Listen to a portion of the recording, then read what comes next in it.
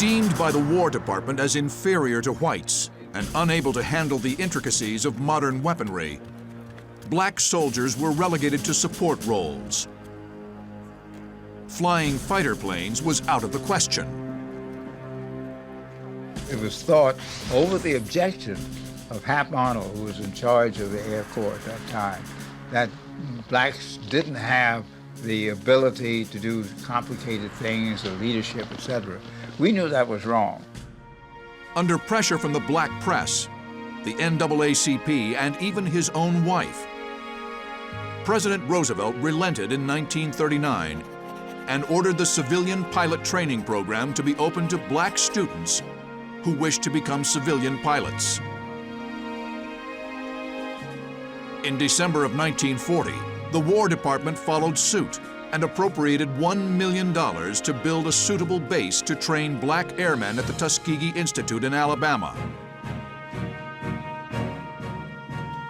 They called the effort to train these men an experiment. The men bonded immediately, imbued with a sense of common purpose and racial pride. Although the Army didn't believe in our capability, they didn't change the training standards, and that was a plus for us, that we were able to meet the standards and perform successfully. And World War II gave us a chance to go into combat units and do a first-class job so that the larger population would realize how silly and stupid segregation was. In April of 1943, the first full squadron of African-American fighter pilots, the 99th Fighter Squadron, received orders for deployment to the Mediterranean Theater of Operations. By June of 1944, the 99th had joined 3 other all-black fighter squadrons. Together, they comprised the 332nd Fighter Group, known to history as the Tuskegee Airmen. The 332nd continued flying escort for bombers through the rest of the summer of 1944. Their reputation for disciplined and effective fighter escort grew. The Stars and Stripes, which is a military newspaper that came out every day, would talk about our missions, and they would talk about the all-Negro 332nd Fighter Group and how they had protected the bombers and how we were doing such a great job in protecting the bombers. The 332nd flew mission after mission, protecting bombers of the 15th Air Force as they struck railroad bridges in northern Italy and oil refineries in Romania. They were sent all over Eastern Europe to strafe airfields and marshalling yards.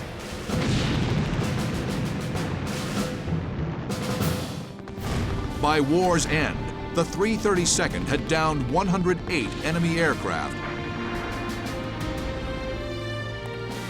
received 744 air medals, 150 distinguished flying crosses, 14 bronze stars, and 1 silver star.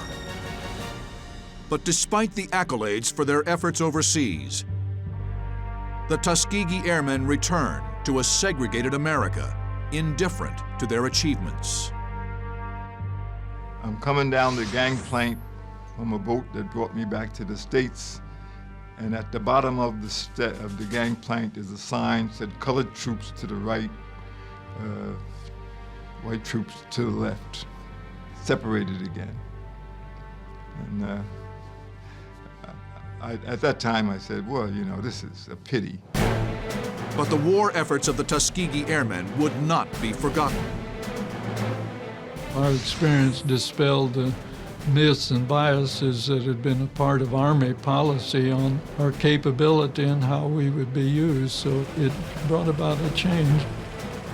In 1948, by order of President Harry Truman, the armed forces of the United States were integrated.